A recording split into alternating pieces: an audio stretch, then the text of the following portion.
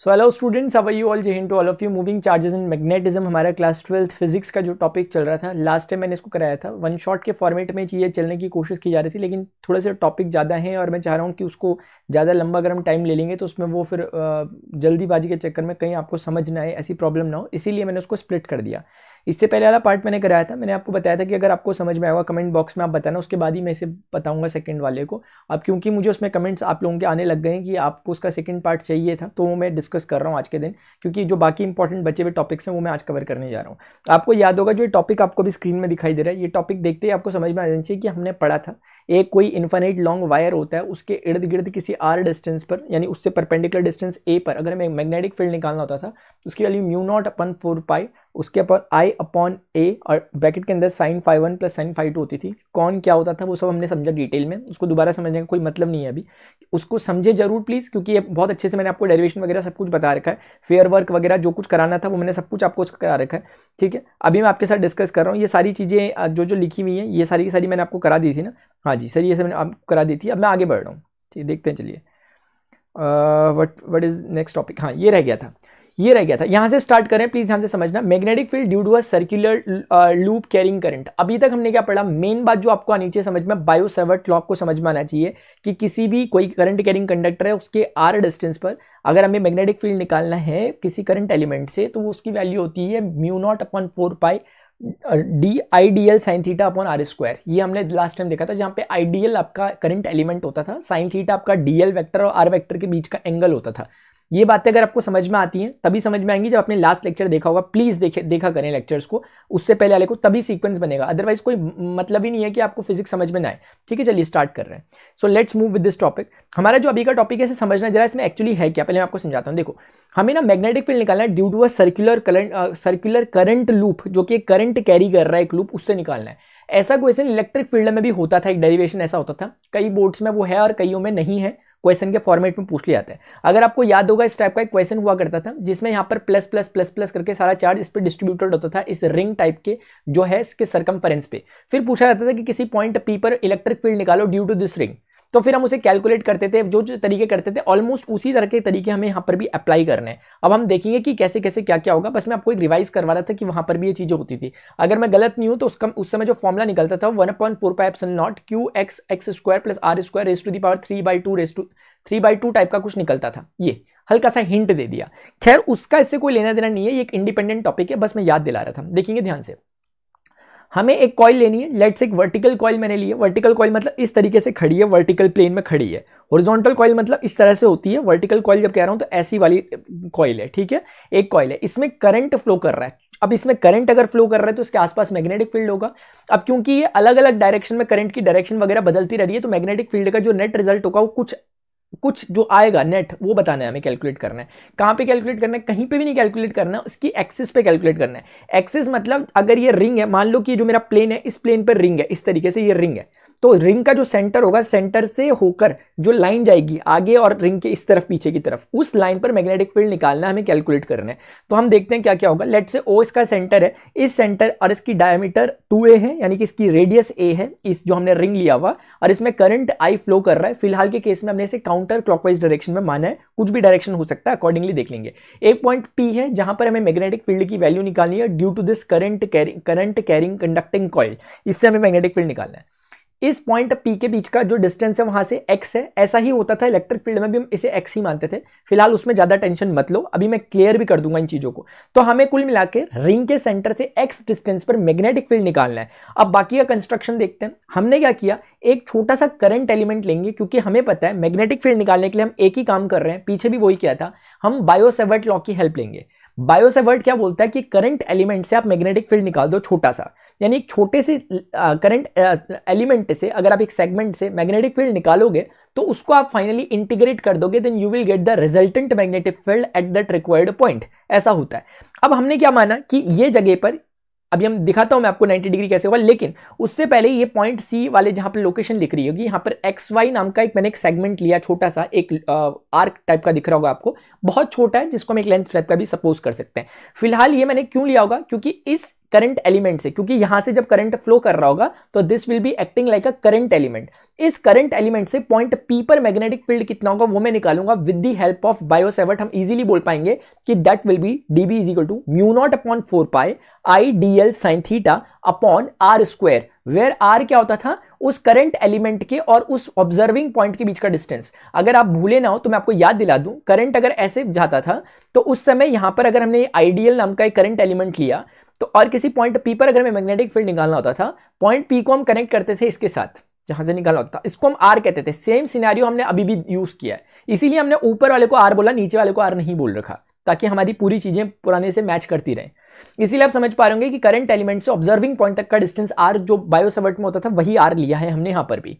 ठीक है, तो बस शायद सिंपल सा काम आपको समझ में आ रहा होगा कि हमें मैग्नेटिक फील्ड निकालना है। अब ये कह रहा है कि मैग्नेटिक फील्ड ऊपर की डायरेक्शन में होगा। अब इसे समझना बहुत जरूरी है। पहले मैं आपको दिखा देता हूं इस मैग्नेटिक फील्ड में, पहले मैं ना यहीं से बातें करता हूं कि ऊपर की तरफ क्यों होगा, क्योंकि मेन काम समझने का इसमें यही है कि ये ऊपर क्यों होगा, ये 90 डिग्री वगैरह वगैरह ये चीजें समझनी है। अगर ये समझ में आ गई, डेरिवेशन में कुछ नहीं है, सिंपल मैथ्स है, बहुत सिंपल मैथ्स है, कुछ भी नहीं है। इधर देखो आप शुरू से देखिएगा, ध्यान से समझना हो रहा है, लेकिन ना जल्दीबाजी कोई नहीं करेगा। इधर देखिएगा प्लीज, देखिए यहां पे मैं आपको पहले रफली बता देता हूं, इसी चीज को हम फेयर वर्क देख लेंगे पीछे पे, क्योंकि वो एनिमेटेड ऐसा रहेगा सारा, वो आपको समझ में आ जाएगा। देखो ये पॉइंट पी है, इस पॉइंट पी पे मुझे मैग्नेटिक फील्ड निकालना है, क्योंकि हमारा करंट का डायरेक्शन पीछे वाले डायग्राम में मैंने ऐसा ले रखा है एंटी क्लॉक, तो मैंने यहाँ पे भी एंटी क्लॉकवाइज डायरेक्शन में करंट को मान लिया जा रहा है। Are you getting my point? उसके बाद मैंने कोई यहाँ पर एक सेगमेंट लिया, generally P Q X Y कुछ भी बोल लो, मान लेते हैं एक्स वाई बोल देते हैं क्योंकि पीछे भी वही बोला गया। एक सेगमेंट हमने लिया, इस सेगमेंट पे फोकस करना, ये बेसिकली वो इलाका है जिसको मैं as a current element treat करूंगा। क्या आप समझ पा रहे हो कि जब भी हमारे पास कोई एक इस तरह का फिगर होता था, मुझे इस पॉइंट पर अगर निकालना होता था कि करंट एलिमेंट की डायरेक्शन क्या है, क्योंकि आई यानी करंट स्केलर होता है, लेकिन आई डी एल यानी कि करंट एलिमेंट जिसको हम कहते हैं करंट इनटू दैट छोटा सा स्मॉल सेगमेंट, जब मिलता है तो वो एक वेक्टर बन जाता है। Now this whole quantity is a vector due to this DL, और इसकी डायरेक्शन क्या होती है, उस पॉइंट पर टेंजेंट ड्रॉ करो और उस टेंजेंट का मूव करंट की डायरेक्शन जहां पर है वो डायरेक्शन होती है आइडियल वेक्टर की। तो सिमिलरली अगर मैं यहां पर एक टेंजेंट टाइप ड्रॉ करूं, that will be like something like this. तो एक तरह से यहां पे मेरे पास करंट एलिमेंट आया, आइडियल टाइप का करंट एलिमेंट आया इस जगह पर, और मुझे क्या करना है, I need to find the magnetic field at point P due to that small current element X Y कह लो आप। तो उससे मुझे एक मैग्नेटिक फील्ड निकालना था वहां पर। अब सुने प्लीज, बहुत ध्यान से सुने, मजा आएगा। क्या आएगा? मजा आएगा। अब आप अगर समझे, आपको याद होगा मैंने आपको लास्ट टाइम बायो-सैवर्ट बताया था, मैंने आपको बोला था DB is equal to mu not upon 4 pi होता है, got it, I D L sine theta. अब मैंने आपको यह भी समझा रखा है कि आई तो करंट है और डीएल साइन थीटा, अगर हम थोड़ा समझने की कोशिश करें, so can't I just write it like कि डीएल, एक minute, DL cross R vector है। ये देखो प्लीज यार, इसीलिए ना पुराना लेक्चर देखना बहुत कंपलसरी हो जाता है। आप समझ पा रहे हैं मेरी बात? क्योंकि जब आप यहां पे DL sine theta upon R square लिखते थे ना, ये समझो मैंने आर को ऊपर नीचे मल्टीप्लाई किया तो स्क्वायर क्यूब हो गया। अब ऊपर क्या बन गया, देखो एक लाइन इधर देख लो पहले, म्यू नॉट अपॉन 4 पाई। एक्चुअली क्या होता था, ये होता था, ध्यान से देखेंगे प्लीज, आपको दिक्कत ना हो इसलिए मैं खोल के दिखा रहा हूं सारी चीज। देखो ऐसा होता था एक्चुअली, आपने ऊपर नीचे आर से मल्टीप्लाई किया, आर एक वेक्टर क्वांटिटी है, आर वेक्टर, अगर हम इसे वेक्टर की तरह ट्रीट करें क्योंकि पोजीशन वेक्टर टाइप होता था, तो ये एक वेक्टर है, this is a kind of vector, R vector, जैसे डीएल वेक्टर एक अपने आप में वेक्टर है।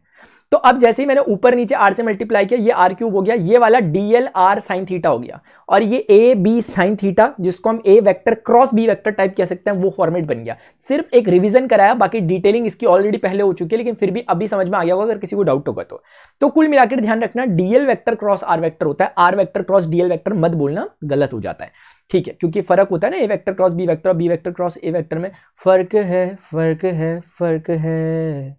चलो, अभी DL vector cross R vector जो है वो डायरेक्शन है डीबी वेक्टर का, यानी इस पॉइंट पर अगर आप मैग्नेटिक फील्ड निकालना चाहते हो, क्योंकि स्मॉल सेगमेंट है इसीलिए मैग्नेटिक फील्ड भी डीबी टाइप का होगा। सवाल ये कि उसका डायरेक्शन क्या होगा, बहुत सिंपल है सर। आप इतना सा काम करो, आप यहां पे देखो रफली, आप ये देखो कि अगर ये डीएल वेक्टर का डायरेक्शन है और ये वाला डायरेक्शन मान लेते हैं आर वेक्टर का, जो कि दिख ही रहा है आपको फिगर में, तो उस समय इन दोनों को मिलाकर के एक प्लेन डिजाइन किया जा सकता है, क्योंकि दो लाइनें हमेशा एक प्लेन बनाती हैं, जब भी दो लाइनें इंटरसेक्ट करती है तो बीच में एक प्लेन बनाती है, वैसे एक प्लेन एक बना दिया मैंने रफली समझाने के लिए।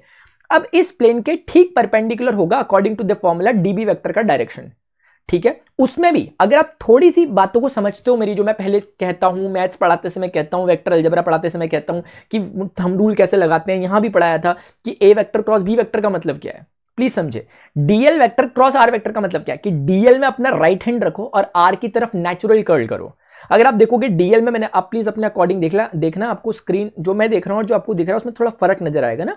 मैं अपने अकॉर्डिंग जो मुझे स्क्रीन में दिख रहा है उसके अकॉर्डिंग बोल रहा हूं। डीएल में हाथ रखा राइट वाला, आर की तरफ कर्ल किया, मेरा थंब ऊपर को जा रहा है, यानी परपेंडिकुलर टू दिस प्लेन, यानी कहीं ना कहीं इस प्लेन के ठीक परपेंडिकुलर डायरेक्शन में अगर मैं जाता हूं तो that will be the direction of dB vector. शायद अपनी बातचीतों को समझ पा रहे होंगे, ये बहुत इंपॉर्टेंट पॉइंट होता है। अभी मैं आपको हल्के में बोल के निकल सकता हूं कि लो ये मैग्नेटिक फील्ड का डायरेक्शन हो गया, लेकिन एक छोटी सी बात ना बहुत मायने रखती है और वही टाइम कंज्यूमिंग होती है। एक छोटी सी बात समझाने के लिए मुझे 10-15 मिनट लेने पड़ते हैं कभी कभी, लेकिन फिर अंदर से सेटिस्फेक्शन भी तभी आता है। तो कुल मिलाकर ये डीबी वेक्टर की बात है, ये डीबी वेक्टर है। आप शायद समझ गए होंगे अब क्यों बोला डीबी वेक्टर। यानी डीबी वेक्टर क्या है, it is perpendicular to the plane of DL vector and R vector and perpendicular outward, क्योंकि डीएल आर क्रॉस आर करना है, ना कि आर क्रॉस डीएल। अगर आर क्रॉस डीएल करना होता that will be perpendicular into the plane होता, अंदर को चले जाता, लेकिन अभी बाहर को आ रहा है magnetic field. I hope you got it. अगर ये पॉइंट समझ में आया, पूरा गेम फिनिश, अब कुछ है ही नहीं करने के लिए। Have you got my point? क्या आपको मेरी बातचीतें समझ में आ रही है? बिल्कुल सर समझ में आ रही है, ठीक है। बस इतनी सी ही बात होती है, इतनी सी बात होती है। अच्छा, एक तो बात सर हमें ये समझ में आ गई, ये रफ वर्क है, ये इसीलिए ताकि जब आपको नोट्स प्रोवाइड करूंगा आप रेफरेंस से समझ पाओगे इस चीजों को, इसलिए मैं यहाँ पे एक रेफरेंस टाइप में इन चीजों को लिख रहा हूं, क्योंकि डाउट्स होते हैं एक सिंसियर स्टूडेंट के, ठीक है। अब आगे बढ़ते हैं, देखो मेरी बात सुनना प्लीज। अब एक छोटी सी बात और सुनो, जो आपको रिंग दिखाई दे रही है ना, इस रिंग का रेडियस हमने ए मान रखा है, पीछे ए है, प्लीज समझे।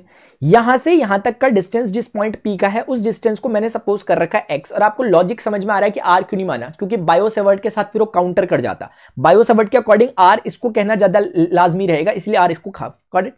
अब माय डियर एक बात बताओ, कांट इट जस्ट से कि यार ए का स्क्वायर प्लस एक्स का square must be equal to are square according to the Pythagoras. Pythagoras के अकॉर्डिंग ऐसा कहना चाहिए, बिल्कुल कहना चाहिए सर। अब एक बात सुनो, मान लेते हैं कि हमारा रिंग अगर स्मॉलर है as compare to the distance from the centre to the observing point, यानी कि जो ऑब्जर्विंग पॉइंट है वो इतनी ज्यादा दूर हमने ले लिया कि वो जो डिस्टेंस बना ओपी वाला, that is much much bigger than the distance of this radius और the much bigger than the radius of the circular ring.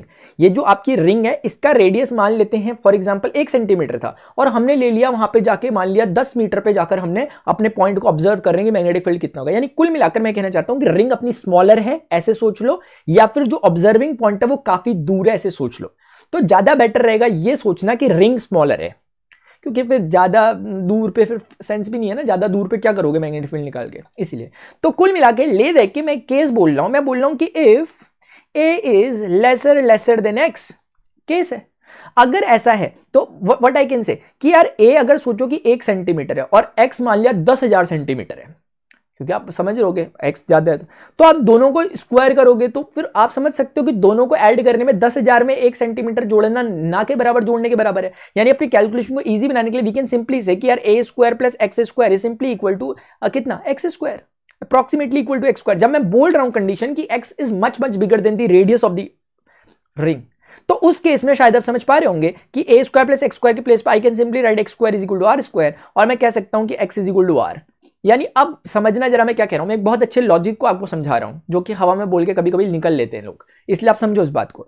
अब इतनी बात समझ में आ गई कि सर आपने ये बोल दिया कि एक्स और आर एक जैसे हैं, तो कहीं आप ये तो नहीं कहना चाह रहे कि ये आइसोसेलेस ट्राइंगल की तरह कंडीशन की तरह बिहेव करेंगे?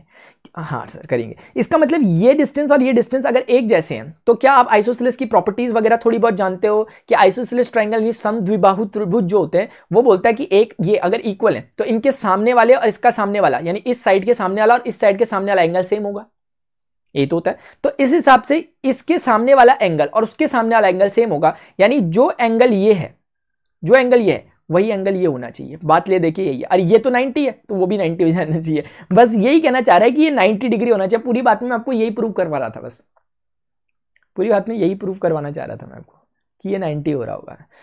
समझने का तरीका एक नहीं है, 36 तरीके समझने के, आप किसी भी एक से समझ सकते हो। अभी मैंने ये जो कंडीशन वगैरह मानी है, a square plus x square is equal to are square, ये सब बातें आप इनसे भी आइडिया वगैरह लगा सकते हो कि 90 कैसे हुआ। लेकिन मुझे अभी ज्योमेट्री से, सिंपल ज्योमेट्री से समझ में आया, इसलिए मैंने समझा दिया कि इन दोनों के ऑपोजिट एंगल भी इक्वल होंगे। अगर ये 90 है तो वो भी 90 होगा फिर, क्योंकि दोनों इक्वल हो गए, बस हो गया खत्म। इसका मतलब जब भी आप बुक वगैरह पढ़ोगे माय डियर, आपको एक बहुत ब्यूटीफुल पॉइंट लिखा हुआ दिखेगा। अगर मैं आपको बताऊं वो पॉइंट क्या लिखा रहता है कि जब यहां पे आप देखते हो ना कि ये दिखाते हैं कि 90 डिग्री हो गया, देखो ये लिखते हैं फॉर स्मॉल रिंग। इसको पढ़ना जरूर, ये चीज को, मुझे ये चीज में बड़ा मजा आता है। मैंने जब ये पढ़ाना चालू किया था ना चीजें अपने पढ़ते समय, तो मैंने खैर याद टाइप का कर लिया था चीजें, जब पढ़ाते हैं तो उसमें एक जिम्मेदारी रहती है अपने ऊपर कि हर चीज का लॉजिक बताओ। इसलिए आज से 4-5 साल पहले जब मैंने पढ़ाना चालू किया था ये टॉपिक, तो फिर मैं इस टॉपिक पे बहुत दिनों तक अटका रहा, पता है आपको, भले ही आपको छोटा लग रहा है जो भी लग रहा है, लेकिन मुझे डाइजेस्ट नहीं हो रहा था। तो फिर मैंने बाद में सोचा अपने हिसाब से एडजस्टमेंट करके मैं इस नतीजे पे पहुंचा कि ये मतलब इसलिए लिखा है कि स्मॉल रिंग और ये हिसाब किताब, ताकि 90 वगैरह ठीक है, समझ आ रहा है। तो 90 हमेशा नहीं होगा। कई बार कुछ मैंने देखा हुआ यूट्यूब में एजुकेटर्स को, देखा हुआ है, मतलब मैं बता रहा हूँ, आपको नाम नहीं ले रहा मैं, लेकिन देखा हुआ वो इसका एक्सप्लेनेशन देते हैं कि ये टेंजेंशियल है, तो टेंजेंट रेडियस के साथ 90 बनाता है। ये इसका एक्सप्लेनेशन नहीं है, वो गलत एक्सप्लेनेशन है, वो है ही नहीं। मैं उस पर जिक्र नहीं करना चाहता, लेकिन आपको हिंट दे दिया कि नहीं है वो, आप सोच लेना क्यों नहीं है। समझ में आ रही माय डियर बात? ठीक है, आपको समझ में आ गया, शाबाश, आगे बढ़ रहे हैं। तो कुल मिलाकर के अभी फिलहाल जो हमें समझ में आया, अब देखो हम क्या करने वाले हैं, उसी पे मैं आगे आपके साथ डिस्कशन कर लेता हूं। इतना हो गया क्लियर कहानी? ठीक है, तो अब हमें सर एक बात समझ में आ गई कि इन दोनों के बीच में 90 डिग्री का एंगल है। ये है कौन? ये सर, ये अच्छी बात बताऊं क्या है, ये असल में कुछ और नहीं बल्कि डीएल और आर के बीच का एंगल है, यानी यहाँ पे थीटा 90 हो गया। तो अपने लिए काम आसान हो गया कि हमें जो मैग्नेटिक फील्ड की डीबी की वैल्यू निकल रही है, that is simply equal to mu not upon 4 pi I D L, और साइन थीटा कितना हो गया, साइन 90 से 1 हो गया, और अपॉन आर स्क्वायर, आर जो होता है वही है वहां पर। ठीक है, मैं बस हो गया क्लियर। अब देखते हैं क्या क्या होगा, आगे होगा। प्लीज मेरी बातों को समझना, क्योंकि छोटा सा ही काम है, सारी चीजें आगे लिखी हुई है, मैं आपको डायरेक्ट स्लाइड में भी बता सकता था यही, लेकिन मुझे लगता है इंपॉर्टेंट टॉपिक है, समझना पड़ेगा। देखो, मान लेते हैं कि ये जो डीएल वेक्टर है, ये यहां से जो ये आर वेक्टर आ रहा था, ये अपने मैग्नेटिक फील्ड इसके साथ, एक्सिस के साथ मान लेते हैं कोई एक एंगल बना रहा है, लेट से फाई एंगल बना रहा है, समझना। और क्योंकि मैंने आपको पूरी चीजें बता रखी, डॉट डॉट लाइन में बना रहा हूं, आपको जबरदस्ती नहीं है बनाने की जरूरत, क्योंकि हौच पौच हो जाएगा, लेकिन समझने के लिए आपको बना रहा हूं ताकि अंडरस्टैंडिंग अपनी बनी रहे। अरे यार, ये ना बार बार ऐसे कर दे रहा है, प्लीज समझना।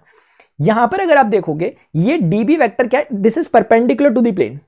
अगर आप ऑब्जर्व कर पाओगे कि ये टोटल एंगल कितना हो रहा है, आके आप मुझे बता सकते हो कि ये, अगर मैं पूछूं आपसे कि ये एंगल कितना है, ये वाला एंगल सोचो कितना होगा।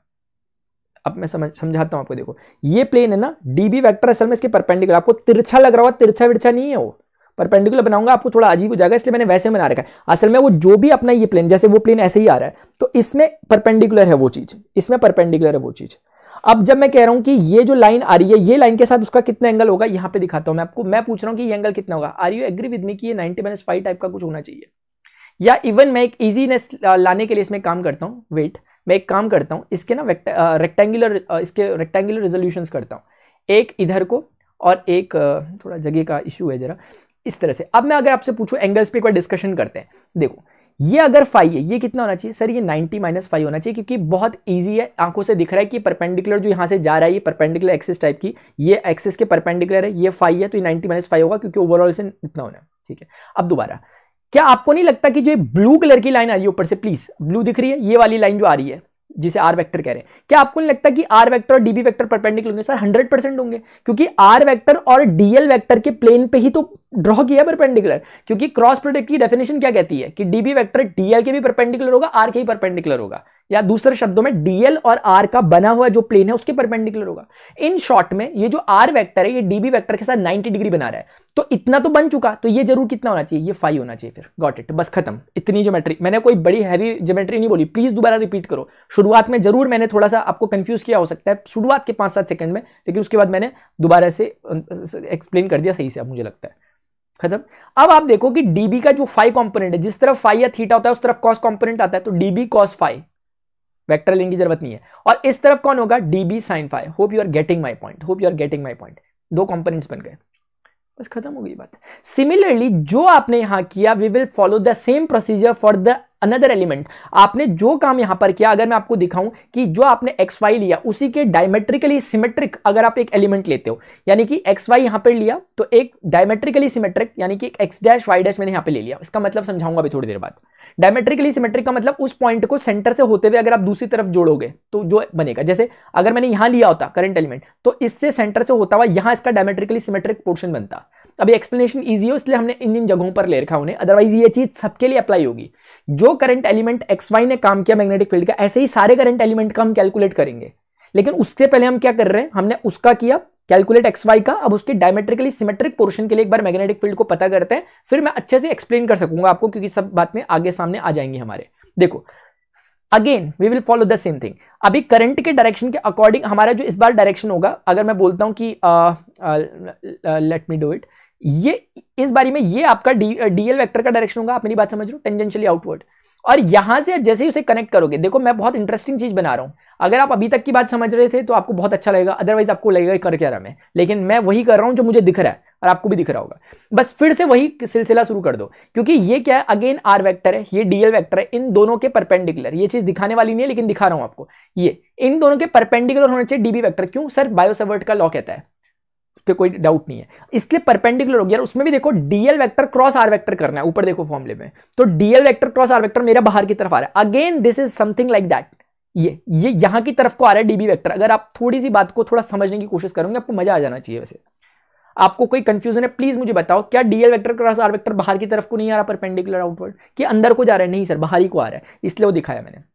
फिर वही सेम चीज जो आपने करी है वो यहां पे अप्लाई करो, थोड़ा हौच-पौच ना हो जाए, मैं थोड़ा हल्के हल्के हिंट देता हूं।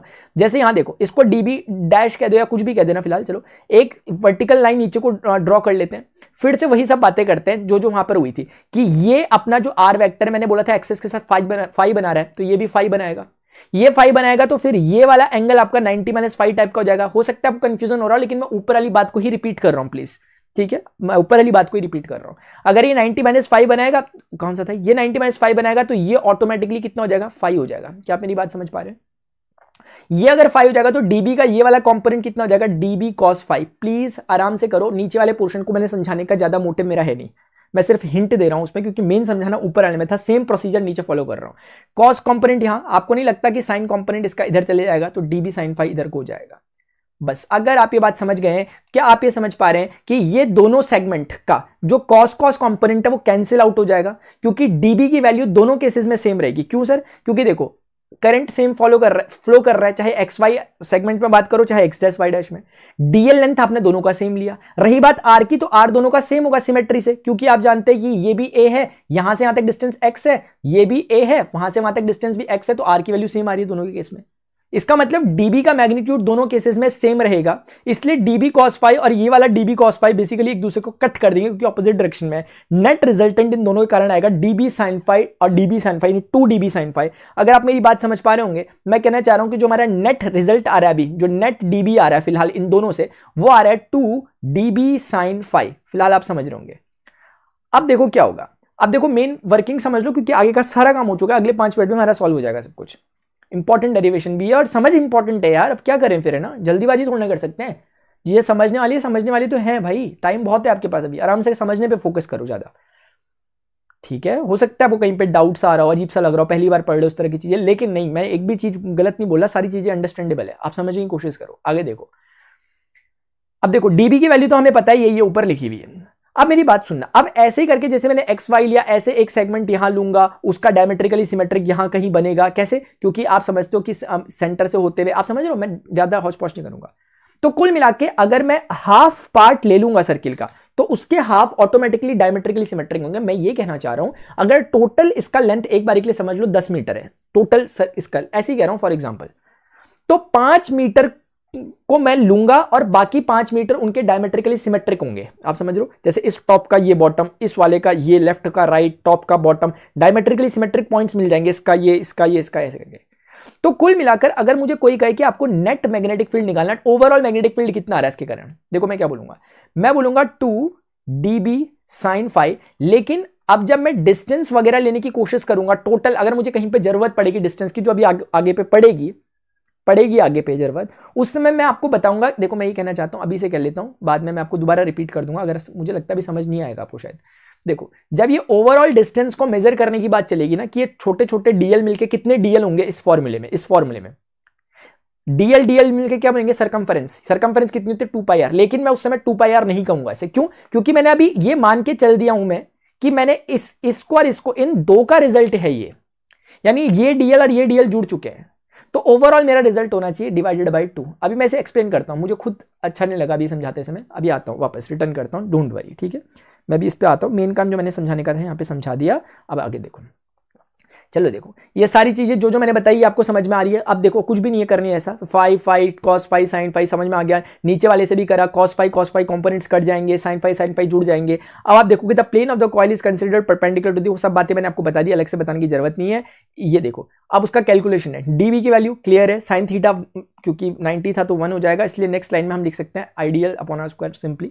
उसके बाद ये चीजें मैंने आपको बता दी है, वही चीजें लिखी हुई है। The semi vertical angle made by R N, कुछ भी नहीं है ऐसा बताने जैसा, डीबी कॉस पाई ये वो सो। अभी देखो नेट रिजल्टेंट कितना है डीबी साइन फाई। अब समझना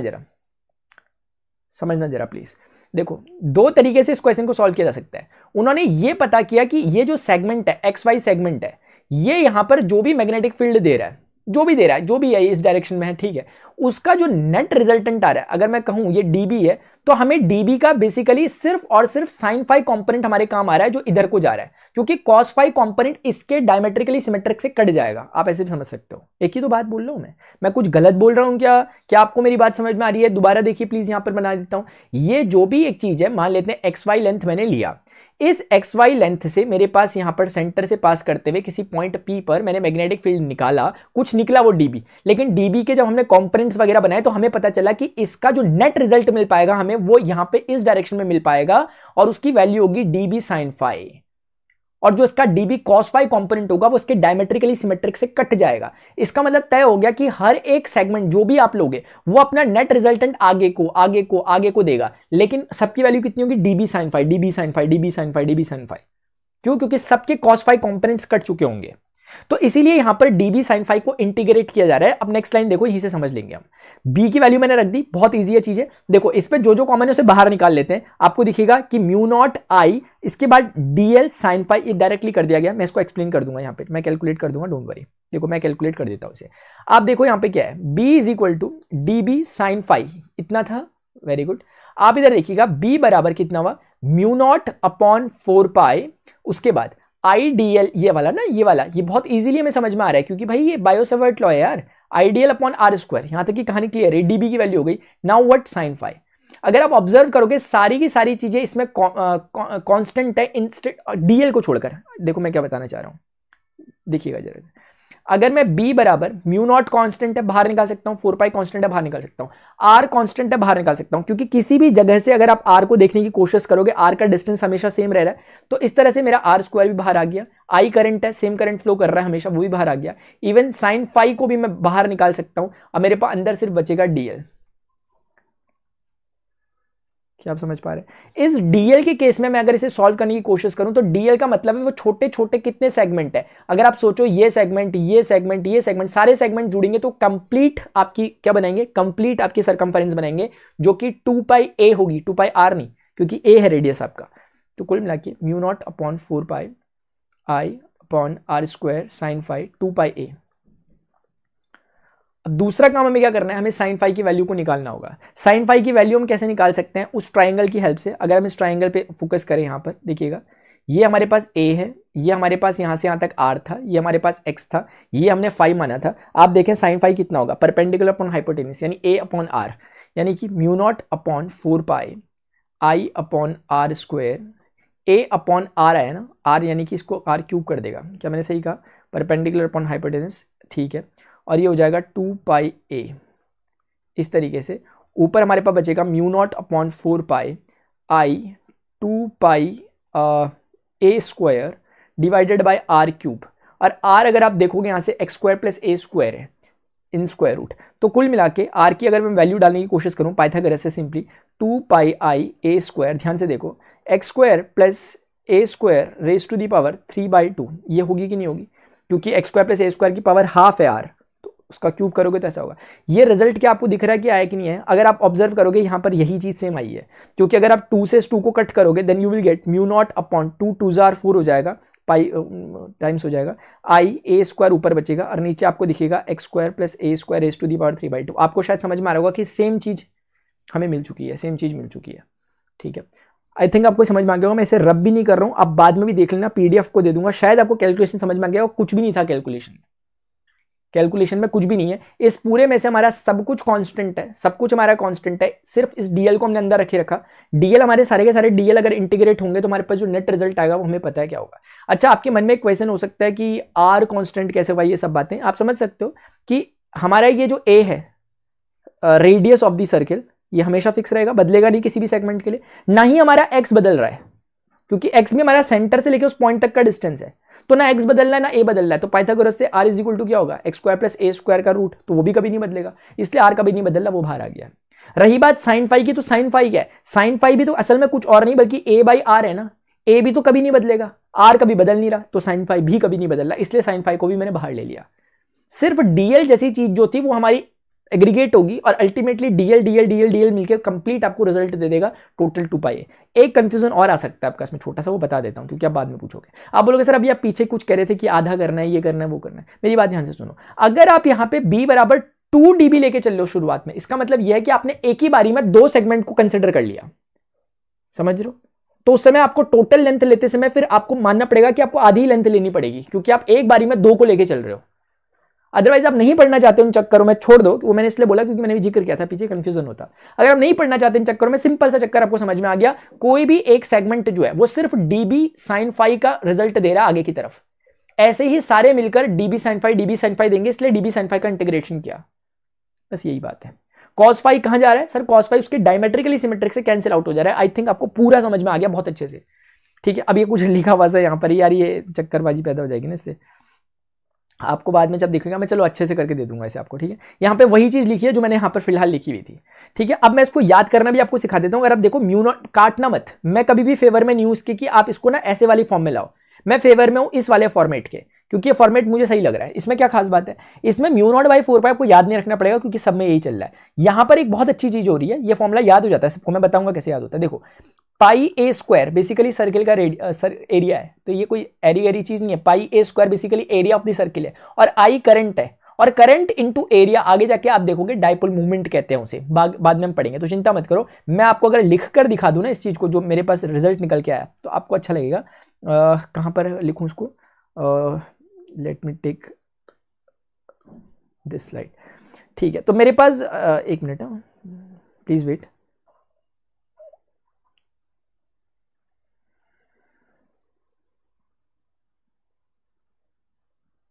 एक मिनट।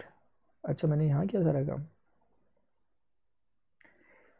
ठीक है। यहां पर लिख लेता हूं उसका ओवरऑल रिजल्ट, ठीक है ना। देखिएगा जरा, अब मैं आपको याद भी करना सिखा देता हूं, डीबी नहीं, आई एम सॉरी।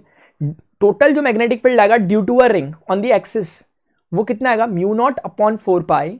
उसके बाद यहां पर होगा, देखो मैं समझाता हूं आपको मैंने कैसे याद रखेगा, पाई ए स्क्वायर, ये हो गया एरिया, ये 2 टाइम्स है, और यहां पे करंट है, और यहां नीचे पे एक्स स्क्वायर प्लस ए स्क्वायर, जैसा इलेक्ट्रिक फील्ड में भी आता था 3/2 आया। अब मैं आपको अगर समझा दूं, बाद में आप जब अपने नोट्स को रिवाइज करोगे तब आपको ये लाइन समझ में आएगी जो मैंने यहां पर लिखी है। इसका मतलब है 2i into a, basically i into a को हम m बोल सकते हैं, तो 2m upon x square plus ए स्क्वायर, ये रिजल्ट निकल के आता है। हम आगे जाके ना अभी फ्यूचर में, अभी कुछ दिनों में क्लासेस में, अगले उसमें डायपोल मूवमेंट को जब पढ़ेंगे, तो डायपोल मूवमेंट कुछ नहीं होता बेसिकली, उस समय मैं समझाऊंगा आपको क्या क्या होता है, लेकिन फिलहाल के लिए इतना समझ लो कि डायपोल मूवमेंट आई इंटू ए होता है। आई यानी कि आप समझ जाओ करंट होता है, ए यानी कि जिस भी आप रिंग की बात करो उसका सरफेस, उसका एरिया। तो पाई ए स्क्वायर है इस पर्टिकुलर केस में, क्योंकि इसका रेडियस ए है, इसीलिए इसका एरिया पाई ए स्क्वायर होगा। तो ये 2a इंटू आई को हम m बोल सकते हैं ऐसे, और ये याद रहता भी, आसानी से भी याद रहता है, ठीक है। आपको डाउट नहीं होगा। कभी ऑब्जेक्टिव वाले अगर आपके क्वेश्चन आते हैं, अगर आप स्टेट बोर्ड वगैरह में हैं कहीं पे, या फिर आपके उसमें ऑब्जेक्टिव क्वेश्चन पूछे जा रहे हैं, तो आप डायरेक्टली इसको मार्क कर सकते हो, क्योंकि आपको याद रहेगा। मैं रटने के लिए नहीं कह रहा, मैं आपको इसमें ट्रिक ध्यान रखने के लिए कह रहा हूँ। आई होप आपको ये टॉपिक समझ में आ गया होगा, क्योंकि यार मैं इसे काफी इंपॉर्टेंट टॉपिक मानता हूँ, ठीक है। अगर आपको टॉपिक समझ में आ गया तो फिर मैं आपके साथ कुछ और डिस्कशन कर लेता हूँ उसी में। देखो हमने जो अभी निकाला रिजल्ट, क्योंकि फिजिक्स में क्या है ना, हमें अल्टीमेटली गेम जो खेलना होता है, क्वेश्चन अंडरस्टैंडिंग उससे होता है, डेरिवेशन का वैसा रोल नहीं है। Board examination no doubt derivation आपसे डायरेक्ट पूछे जाते हैं, लेकिन फिजिक्स में मेन रोल है कि अंडरस्टैंडिंग का, वो तभी आ पाती है जब आपने एक एक स्टेप को बहुत बारीकी से समझाओ। वरना बच्चे कहते हैं सर हमने डेरिवेशन सारे आते हैं, लेकिन फिर भी हमें फिजिक्स में कॉन्फिडेंस नहीं आता। डेरिवेशन सब आते हैं, कोई भी करवा लो, क्योंकि इन स्टेप्स ना उनको एक तरह से माइंड में रट से गए हैं, ना चाहते हुए भी रटते हैं। नो डाउट अगर मैं आपको दूंगा आप एक भी गलती नहीं करोगे, आप आंसर दे दोगे मुझे निकाल के, लेकिन मैं आपसे 5 साल बाद पूछूंगा ना, आप भूल जाओगे, आप बोलोगे सर वो डेरिवेशन तो एग्जाम के दौरान पढ़े थे बोर्ड में, मजा नहीं आता फिर ऐसे उसे सुनने का, क्योंकि रटने वाले तरीके से मत करना प्लीज डेरिवेशन को। हमें अगर एक एक चीज का लॉजिक याद हो, ताकि कभी एट अ ग्लांस देख लिया एकदम से समझ में आ गया, वो कह रहा हूं मैं, ठीक है ना, थोड़ा बहुत तो इंसान भूलता ही है। इधर आ जाओ, मैंने कुल मिलाकर आपको बताया कि इस पॉइंट पर मैग्नेटिक फील्ड कितना होगा अगर करंट इसमें कॉइल में ऐसे फ्लो कर रहा है, तो इसकी एक्सेस पे जो मैग्नेटिक फील्ड की वैल्यू मैंने आपको पीछे दिखाई, रिवाइज कर लो, mu not upon 4 pi 2 into m upon x square plus A square raise to the power 3/2, और I can say mu not upon 4 pi, उसके बाद अच्छे से समझना उसे, 2 i into a is what, pi A square, pi r square में बोलना क्योंकि आर यहाँ पे एक डिफरेंट चीज है, आर ये चीज थी यहाँ पर, बेसिकली हमारा काम इससे ए से, ठीक है, और नीचे पे X square plus A square raise to the power 3/2। अब देखो इसी में केस लगाते हैं, इफ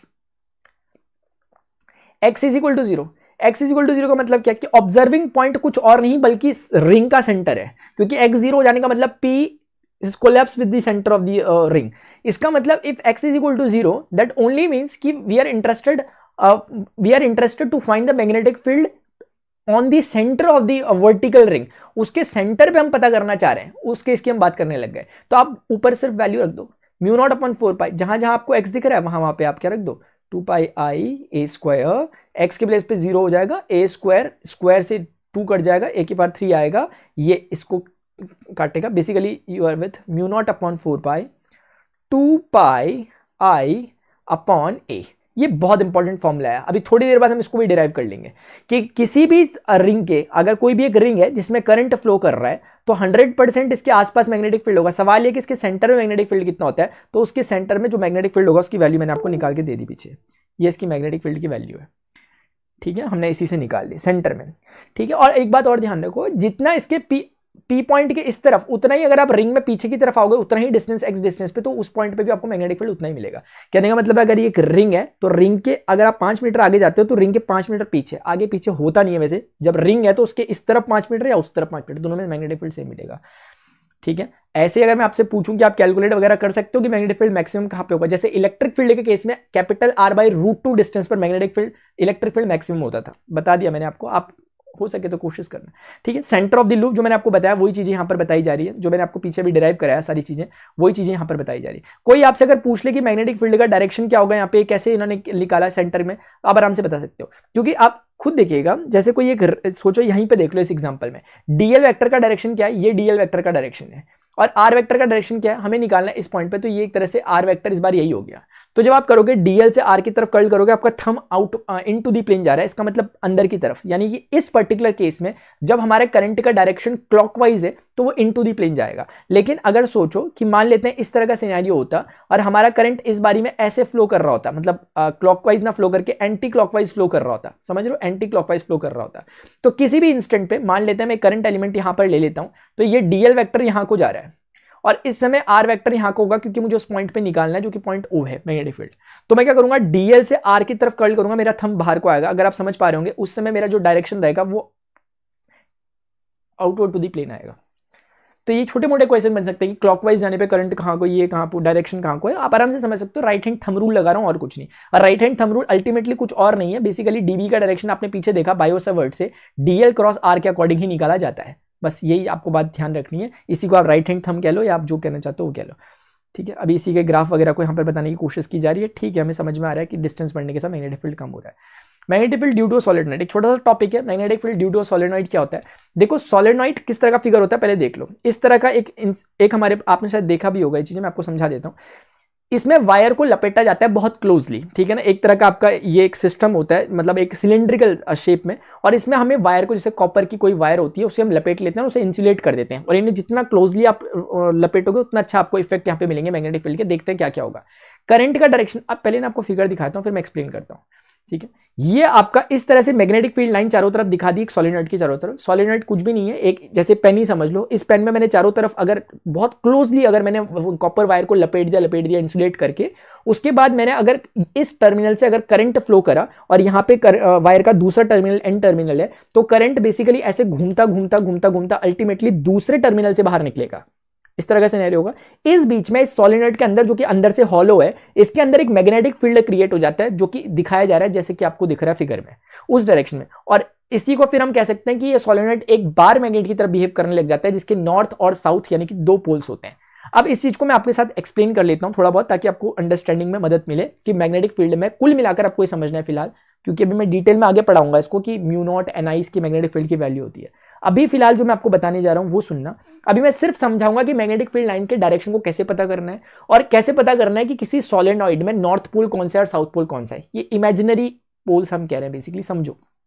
देखो, जैसे हमारे पास अगर एक सॉलिनॉइड है, इस सॉलिनॉइड में कोई एक वायर जा रहा है, जैसे मान लिया यही वायर है। अब इस फिगर को अगर आप समझ जा रहे हो तो काम हो जाएगा। देखो इस फिगर में ना ये पीछे को गया, अगर आप, मैं देखो एक करता हूं पॉइंटर लाता हूं, यहां से ना वायर अंदर को गया, जो आपको दिख नहीं रहा, पीछे के हिस्से से वापस जो आ रहा है वो हिस्सा ये है। फिर उसके बाद अंदर को गया, अंदर का हिस्सा आपको दिख नहीं रहा, लेकिन वो जो बाहर को आ रहा है वो आपको दिख रहा है। फिर वो अंदर को गया, जो बाहर को आ रहा है वो दिख रहा है आपको। आप मेरी बात समझ पा रहे हैं? आप समझ गए, वेरी गुड, शाबाश। तो पूरा काम इसी फिगर से हो जाएगा। इसका मतलब समझ पा रहे हो कि इस पॉइंट पे जब ये गया गया गया गया, वहां से वो बाहर की तरफ को आ रहा है, इस पॉइंट पे वो बाहर की तरफ आ रहा है। क्या आप समझो? करंट। अब सोचो, आपने एक सिंपल सा पढ़ा था राइट हैंड थंब रूल, कि अगर किसी वायर में करंट फ्लो कर रहा है ऊपर की डायरेक्शन में, थंब को रखो उस डायरेक्शन में, अपने फिंगर्स को कर्ल करो, आपके फिंगर की जो कर्ल की डायरेक्शन होगी वो उस जगह पर मैग्नेटिक फील्ड लाइंस की डायरेक्शन को रिप्रेजेंट कर रही होगी। यानी अगर करंट ऊपर को जा रहा है, मैं फिंगर कर्ल करूंगा तो मेरी मैग्नेटिक फील्ड लाइन की डायरेक्शन इस पर्टिकुलर केस में, मेरे केस में एंटी क्लॉक है। अब वहां देखो फिगर में, जब आप यहां पे देखोगे, इस एंड पे आपको आपकी तरफ आता हुआ नजर आ रहा है करंट, क्योंकि बाहर की तरफ आ रहा है। इसका मतलब मैं कह सकता हूं कि ये सिनेरियो हो गया, क्योंकि मेरा थंब बाहर को ले लो करंट की डायरेक्शन में। अब मेरी फिंगर्स, आप प्लीज अपने अकॉर्डिंग करो, ऐसे कर्ल हो रही है, यानी मेरे अकॉर्डिंग जो फिंगर्स कर्ल हो रही है एंटी क्लॉक में। तो देखो यहां पर आपको एंटी क्लॉक डायरेक्शन में जाता हुआ दिख रहा होगा। अब जब ये यहां से नीचे को आ रहा है, फिर ये यहां से अंदर को घुस रहा है, अंदर, यानी मैग्नेटिक फील्ड लाइन अंदर को चले गई। सॉरी, मैग्नेटिक फील्ड नहीं, करंट अंदर को चलेगा, क्योंकि करंट फ्लो कर रहा है। करंट अंदर को गया तो मुझे कुछ नहीं करना, अपना थंब के डायरेक्शन में, मतलब थंब को ऐसा रखना है और अपनी फिंगर्स को कर्ल करना है। आप समझ रहे हो? थंब को उस डायरेक्शन में रखना है करंट की, जो भी फिंगर की कर्लिंग होगी, जो कि इस बारी में क्लॉकवाइज है। आप अगर समझ पा रहे होंगे अपने अकॉर्डिंग देखो, इसलिए क्लॉक दिख रहा है आपको नीचे पे। बस यही लॉजिक आपको समझना था। अगर आपको चीज समझ में आ गई है तो गेम खत्म हो चुका है, क्योंकि यही फिनोमिना हर एक के साथ होगा, हर एक के साथ होगा, हर एक के साथ होगा।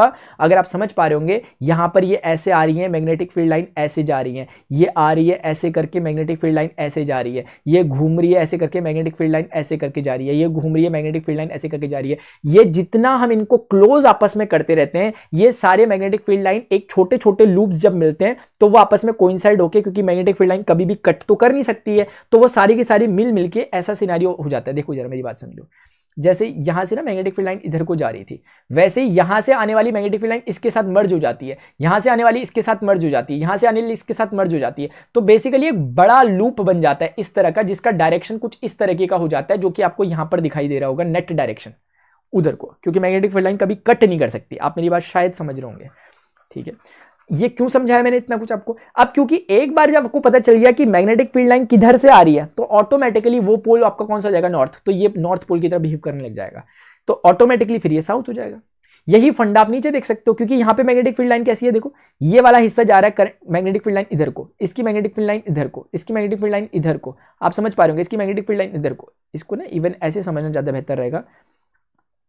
देखो यहां से जब ये घूम के आ रहा है ना, यहाँ पे मैग्नेटिक फील्ड लाइन, यहां से घूम के आ रहा है, यहाँ पे मैग्नेटिक फील्ड लाइन, ये घूम के आ रहा है मैग्नेटिक फील्ड लाइन इधर को, इधर को, इधर को, और ये सारी मैग्नेटिक फील्ड लाइन कंबाइन होकर इस तरह का डायरेक्शन दे रही है इधर को। तो ओवरऑल दोनों ही तरीकों से हमें एक ही बात समझ में आ रही है कि नेट मैग्नेटिक फील्ड जो आ रहा है वो नॉर्थ पोल से साउथ पोल को ही मैग्नेटिक फील्ड लाइंस होती हैं। इसीलिए हमें समझ में आ गया नॉर्थ और साउथ कौन सा पोल है सोलेनॉइड में। सिर्फ यही समझना भी फिलहाल इंपॉर्टेंट था आपके लिए, ठीक है? बाद में हम पढ़ेंगे भी। आप जैसे एक बार मैग्नेट होता है, वैसे ही एक सोलेनॉइड अब बिहेव करने लग गई है, क्योंकि बार मैग्नेट में एक तरफ नॉर्थ पोल और एक तरफ साउथ पोल होता है। लेकिन अब हमने इलेक्ट्रिक करंट की हेल्प से एक ऐसा मैग्नेट बना दिया जिसको हम अपने हिसाब से रेगुलेट कर सकते हैं, क्योंकि बार मैग्नेट की जो मैग्नेटिक फील्ड इंटेंसिटी वगैरह होगी वो आप चेंज नहीं कर सकते, क्योंकि वो एक बार जो हो गई। यहाँ पे क्या है, करंट के अमाउंट को बढ़ा करके या घटा करके हम इस मैग्नेटिक फील्ड लाइंस की इंटेंसिटी वगैरह को अपने हिसाब से चेंज कर सकते हैं, ठीक है? अगर ये नॉर्थ पोल है साउथ पोल है, तो यहाँ पे नॉर्थ पोल से साउथ पोल की तरफ मैग्नेटिक फील्ड लाइंस आएंगी, लेकिन इनसाइड द सोलेनॉइड इसका डायरेक्शन साउथ टू नॉर्थ होगा, जैसे कि बार मैग्नेट में होता है। आपको दिख रहा होगा इनसाइड इसका डायरेक्शन साउथ टू नॉर्थ है। बस यही बात आपको समझने वाली है, ठीक है? तो बाहर पे तो डायरेक्शन ये सबके सब इधर को दे रहे हैं, ऐसे ऐसे ऐसे करके, लेकिन जब अंदर को जाओगे तो देखो सबके डायरेक्शन कंबाइन होकर उधर को जा रहे हैं, उधर को। आई थिंक मैंने आपको सोलेनॉइड का मेन जो फंडा है, छोटा मोटा डायरेक्शन रिलेटेड, वो कॉन्सेप्ट समझा दिया। बाकी इसमें कुछ समझने जैसा है नहीं, ठीक है? मेन चीज मैंने आपको समझा दी है। अब एक छोटा सा टॉपिक हम और कवर कर लेते हैं, कुछ और टॉपिक्स हमारे बचे में। देखते हैं कितना हम कर पाते हैं इसमें से।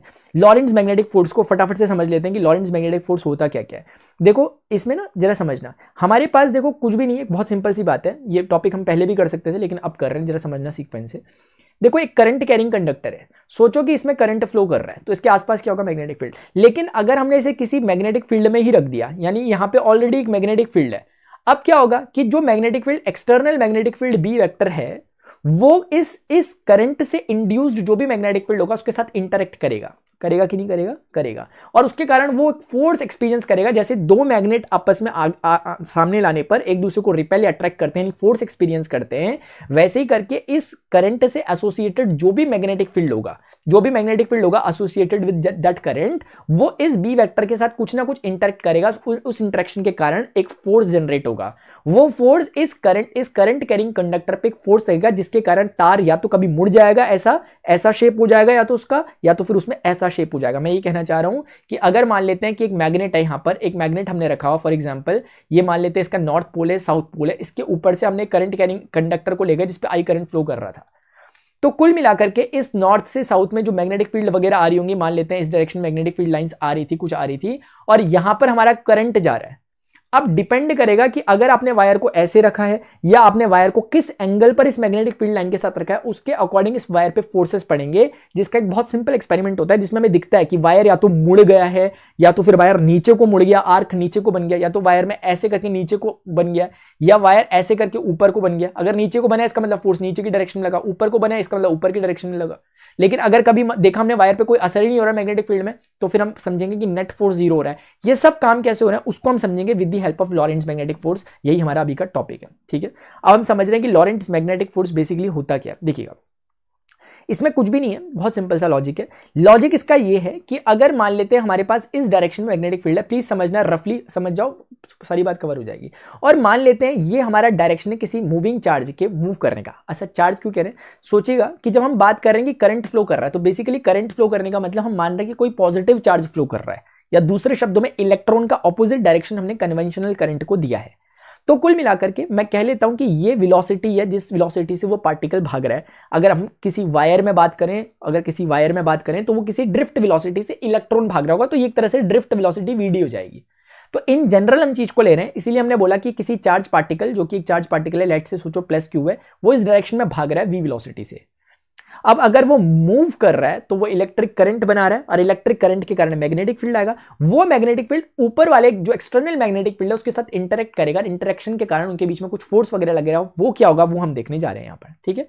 इस फोर्स के बारे में लॉरेंट्ज ने बताया, उनके आधार पर उन्होंने जो बताया वो उन्होंने बताया कि एफ जो फोर्स होता है that is basically Q V B sine theta. मैंने डायरेक्टली आपके सामने लिख दिया, मैं इसे डायरेक्ट एक्सप्लेन करूंगा। आप देखो उसको उन्होंने दूसरे फॉर्मेट में कहा वेक्टर टाइम उसमें, क्योंकि ये तो क्यू वेक्टर तो होता नहीं, स्केलर होता है। अब बचा आपके पास v vector cross B vector, इसको ऐसा कहा जा सकता है क्योंकि हम जानते हैं कि क्रॉस प्रोडक्ट जब भी होता है तो रिजल्ट मैग्नीट्यूड और sine of angle between them आता है। इसका मतलब ये theta is nothing but the angle between V and B होता है, ठीक है। इसको हमें देखना नहीं है कैसे आया, बस हमें इसे एक्सप्लेन करना है, इसको समझना है। अब समझो इधर, इस v के अगर मैं कंपोनेंट बनाऊं तो ध्यान से देखना, एक कंपोनेंट चले जाएगा उस डायरेक्शन में v cos थीटा, और दूसरा कंपोनेंट आ जाएगा इस डायरेक्शन में v sin थीटा। आपको लगेगा कि टेढ़ा बनाया, बेसिकली ये टेढ़ा नहीं बन रखा, ये दोनों आपस में परपेंडिकुलर है, क्योंकि मुझे तीसरी एक्सिस भी बनानी है, इसलिए इसको ऐसा दिखा रखा मैंने, ठीक है। फॉर एग्जाम्पल के लिए समझ लो एक बारी के लिए कि ये एक्सिस एक्स एक्सिस है, और समझ लो एक बारी के लिए कि ये वाई एक्सिस है, ठीक है। तो अब आप शायद समझ पा रहे होंगे कि कुल मिला के वी वेक्टर के मैंने दो कंपोनेंट बनाए, एक तो एक्स एक्सिस की तरफ चले गया, एक वाई एक्सिस की तरफ चले गया, rectangular component we cos theta ऊपर को, वी sin थीटा इधर को। और उस समय जो हमारा नेट फोर्स आता है उसका डायरेक्शन होता है इस डायरेक्शन में, अपवर्ड डायरेक्शन में। अभी कैसे कैसे हुआ इसी को मैं एक्सप्लेन करूंगा। जो फोर्स आपका नीचे निकला उसका डायरेक्शन ये है, सोचो क्यों होगा, क्योंकि हमने यहां पर देखा कि फोर्स की वैल्यू है वी वेक्टर और बी वेक्टर का क्रॉस। अब अपने हिसाब से करो, वी पे राइट हैंड रखो, बी की तरफ कर्ल करो, थंब ऊपर जा रहा है। लेकिन इसके लिए हमने एक दूसरा रूल भी बना रखा है कि किसी को किसी की मैथ्स नहीं है, उनको प्रॉब्लम होती है, उनके लिए हमने एक दूसरा रूल बना रखा है, जिसे हम फ्लेमिंग्स लेफ्ट हैंड रूल कहेंगे, फ्लेमिंग का वाम हस्त नियम कहेंगे हम उसे, ठीक है। क्योंकि ये वाले हुआ काम वही है, इसमें भी राइट हैंड रूल ही लगा है, देखा जाए तो थंब रूल ही लगा है, क्योंकि अब वेक्टर आप देखो ना, वेक्टर प्रोडक्ट हो रहा है, वी से लो बी की तरफ कर्ल करो, थंब ऊपर को जाएगा, यानी perpendicular to the plane outward direction में फोर्स लगेगा, दिख रहा है फोर्स फॉर्मूले के अकॉर्डिंग। लेकिन इसके लिए हमने एक रूल बना रखा है, फॉर्मूला बना रखा है, उसको पढ़ने से पहले मैं आपको कुछ छोटी मोटी 2-3 बातें बता देता हूं, ठीक है। अच्छा, जब भी कोई चार्ज पार्टिकल कभी मूव करता है तो उसका सिर्फ और सिर्फ वो कंपोनेंट, वेलोसिटी का वो कंपोनेंट ही फोर्स में काम आता है जो कि perpendicular to the direction of magnetic field हो। यानी इस वेलोसिटी का पूरा यूटिलाइजेशन नहीं हो पाया फोर्स के लिए। यानी फोर्स को देने के लिए फोर्स की न्यूमेरिक वैल्यू जो भी मिलेगी वो पूरी वेलोसिटी से नहीं मिलती। वेलोसिटी का कुछ पार्ट ही होता है जो फोर्स के लिए यूज होता है, कुछ पार्ट वेस्ट चला जाता है। आप देखो v cos थीटा वाला पार्ट वेस्ट हो गया, क्योंकि अगर आप इसमें ऑब्जर्व करोगे, इस चीज को हम दूसरे शब्दों में ये भी कह सकते हैं जो मैं नीचे लिख रहा हूं, F is equal to Q B और v साइन थीटा। इसे v अकेला मत पढ़ो, इसे v साइन थीटा पढ़ो। अब समझ में आएगा कि वेलोसिटी का सिर्फ v साइन थीटा कंपोनेंट ही हमारे काम का होता है। आप समझ पा रहे हो? अब यहीं से ऑटोमेटिक केसेस बन जाएंगे कि इफ केस वन, क्या if theta is equal to हमारे पास अगर 0 डिग्री होगी। अब सोचो थीटा जीरो का मतलब, थीटा जीरो का मतलब कि सारी की सारी वेलोसिटी आपकी मैग्नेटिक फील्ड के डायरेक्शन में है, या इसका दूसरे शब्दों में मतलब यह है कि आपका जो वायर है, जो मैग्नेटिक फील्ड है, आपका जो करंट है वो और मैग्नेटिक फील्ड है, दोनों एक ही डायरेक्शन में है। तो वेलोसिटी और बेसिकली मैग्नेटिक फील्ड एक ही डायरेक्शन में। तब यह कहता है कि साइन 0 हो जाने से आपका नेट फोर्स 0 हो जाएगा। ना केवल इस पे, बल्कि थीटा अगर 180 डिग्री भी हो जाए, यानी अगर आपका जो मैग्नेटिक फील्ड इस डायरेक्शन में, आपका करंट या तो इधर को भागने लग जाए या उसकी डायरेक्शन में भागने लग जाए, दोनों ही केस में इसको कोई फोर्स एक्सपीरियंस नहीं होगा, नेट फोर्स इसका 0 आएगा। ठीक है, तो आपको समझ में आ रहा होगा ये मिनिमम फोर्स की कंडीशन है, कोई फोर्स एक्सपीरियंस नहीं करेगा। यानी अगर अपने पार्टिकल को, चार्ज पार्टिकल को अगर मैग्नेटिक फील्ड के डायरेक्शन में दौड़ा दिया तो उसे कोई फील नहीं होगा फोर्स, वो फ्रीली दौड़ पाएगा आराम से। लेकिन सेकेंड केस, इफ यही चीजें आगे लिखी है, मैं आपको यहां समझा दे रहा हूं। If theta is equal to, सोचो एक बार के लिए 90 डिग्री हो गया। 90 डिग्री हो जाने का मतलब है कि साइन 90 यानी मैक्सिमम नंबर, यानी उस समय क्यू वी बी आपका रिजल्ट आएगा जो कि मैक्सिमम फोर्स होगा। यानी ये कहना चाह रहा है कि अगर आपने मैग्नेटिक फील्ड के परपेंडिकुलर डायरेक्शन में अपने चार्ज पार्टिकल को भेज दिया, then it will experience maximum force. अब इसको समझो, आप ये समझो कि वेलोसिटी का सारा हिस्सा हमने 90 डिग्री में देने का मतलब है कि सारी वेलोसिटी हमने यहां शिफ्ट कर दी इस तरफ, क्योंकि ना हमें जो मेन वेलोसिटी हमें चाहिए वो चाहिए जो मैग्नेटिक फील्ड के परपेंडिकुलर हो। लेकिन हमेशा ऐसा नहीं होगा ना कि परपेंडिकुलर जाएगा, कभी वो मान लिया यहां जा रहा तो उसके हिस्से हो जाएंगे, ये वाला वेस्ट और ये वाला काम का, परपेंडिकुलर वाला मैग्नेटिक फील्ड के डायरेक्शन के जो परपेंडिकुलर होगा। लेकिन सोचो हमने इधर दी नहीं, हमने सारी इधर भेज दी, तो क्या मतलब है कि हमारी वेलोसिटी ऑलरेडी 90 डिग्री पर है बी के साथ। तो जब भी ऐसा होगा तो इसका मतलब हम कह सकते हैं कि मैक्सिमम फोर्स लगेगा। यस सर, क्यों? क्योंकि हमने वेलोसिटी के जो वेस्ट पार्ट हो रहा था उसको वेस्ट होने नहीं दिया, सारी वेलोसिटी ही इधर को दे दी। अब क्या कंपोनेंट बन पाएगा उधर को? सारी वेलोसिटी हमने इधर को दे दी, इधर को, इस डायरेक्शन में। ऐसे करके अगर आप चाह रहे हो कि नेट फोर्स ना लगे तो सारी वेलोसिटी इसको दे दो, सारी वेलोसिटी वेस्ट करवा दोगे तो नेट फोर्स 0। आप शायद मेरी बातों को समझ पा रहे हो। मैं इसे प्रोजेक्टाइल के एग्जांपल से भी समझाता हूं जनरली क्लास में, लेकिन मुझे लग रहा है टाइम ज्यादा हो गया इसलिए बोल नहीं रहा। अदरवाइज क्या होता है ना कि जैसे आप बॉल फेंकते हो, अगर मैं बॉल को ऐसे करके फेंकूंगा आपकी तरफ, ऐसे करके नॉर्मली किसी एंगल पे, तो वेलोसिटी के दो कंपोनेंट बनेंगे, एक बॉल को ऊंचा ले जाएगा, एक बॉल को आगे ले जाएगा। लेकिन मैं चाहता हूं मेरी बॉल ऊंचा ही जाए, तो मुझे अपने सिर्फ और सिर्फ इस कंपोनेंट को मजबूत करना होगा। इस कंपोनेंट को मजबूत करने का कि सारी वेलोसिटी ऊपर को भेजूं। इसीलिए जब भी आपने देखा होगा कोई सबसे ऊंची बॉल फेंकने की कोशिश करता है, वो नीचे लेट जाता है पूरा और बॉल को सीधा फेंकता है ताकि 90 डिग्री पे ऊपर फेंके, जिससे बॉल मैक्सिमम जाए। ठीक है, हल्का सा बता दिया मैंने, समझ में आया होगा तो ठीक है, वरना देख लो। यही लॉरेंट्ज मैग्नेटिक फोर्स है, इसमें कुछ भी नहीं है। जो जो बातें मैंने बोली वही सब बातें यहां पर आपको लिखी हुई दिखेंगी, कुछ भी नया नहीं दिखेगा। ये सारी बातें बस वही बात है कि प्लस चार्ज के लिए माइनस चार्ज के लिए सिचुएशंस बदल जाएंगी। क्योंकि अगर सोचो कि ये प्लस हो गया, क्योंकि इसके साथ दो केस हो सकते हैं कि अगर Q प्लस हो जाए या फिर Q कोई एक नेगेटिव चार्ज हो जाए। तो अगर Q पॉजिटिव चार्ज हो गया तो F वेक्टर का डायरेक्शन क्या होगा? V वेक्टर और B वेक्टर के डायरेक्शन के परपेंडिकुलर, मतलब आप समझ रहे होंगे, ये दोनों आपस में ऐसे रिलेट करेंगे। लेकिन अगर वो नेगेटिव हो गया तो उस समय इनका रिलेशन ये होगा, यानी V vector cross B vector का जो भी रिजल्ट आ रहा होगा उसका जस्ट ऑपोजिट चले जाएगा F। यानी अगर आप नीचे वाले एग्जांपल में देखो, इस वाले में आपको नेगेटिव चार्ज दिखेगा तो आप V vector cross B vector का थंब ऊपर जा रहा है, लेकिन आपका रिजल्ट इस बार नीचे आएगा क्योंकि नेगेटिव चार्ज के लिए नेट रिजल्ट 0, वो अपोजिट हो जाएगा। शायद आप समझ रहे होंगे इसके लिए। लेकिन चिंता मत करो, एक रूल बना रखा हमने, आप आसानी से निकाल सकते हो आंसर क्या है। फिलहाल जो जो बातें थी वो मैंने सब आपके साथ डिस्कस कर ली। अभी देखते हैं लेफ्ट हैंड रूल वगैरह को हम, ताकि हमें डायरेक्शंस वगैरह समझने में मदद मिले। ये बहुत इंटरेस्टिंग रूल है, बहुत सिंपल है। ये बोलते हैं यार, अगर आपको देखो, मैं चाहता हूं ना कि आप उलझो ना, आप ये ना सोचो कि सब रूल अलग अलग है, ये सब एक ही है ले दे के। लेकिन बोलने वालों ने ना अपने लिए ईजीनेस के लिए फ्लेमिंग ने ये रूल बना दिया, ये वाला। ये भी वही कर रहा है, असल में ये करेगा कुछ और नहीं बल्कि V vector cross B vector ही करता है F निकालने के लिए। लेकिन इसके लिए हमने एक अच्छा तरीका निकाल लिया, देख लो इधर। FBI सुना हुआ आपने? वैसे तो इसका एक फॉर्मूला EMF से भी आप याद रख सकते हो, इसे स्लाइड में लिखा हुआ है, लेकिन FBI से मैंने बचपन से याद रखा है तो वही बता देता हूँ। देखो F थंब है, FBI एक एजेंसी है बेसिकली अमेरिका की। F ये हो गया, B मैग्नेटिक फील्ड का डायरेक्शन हो गया, I करंट का डायरेक्शन हो गया। करंट यानी कि वेलोसिटी पार्टिकल की, जो पॉजिटिव पार्टिकल भाग रहा है उसकी।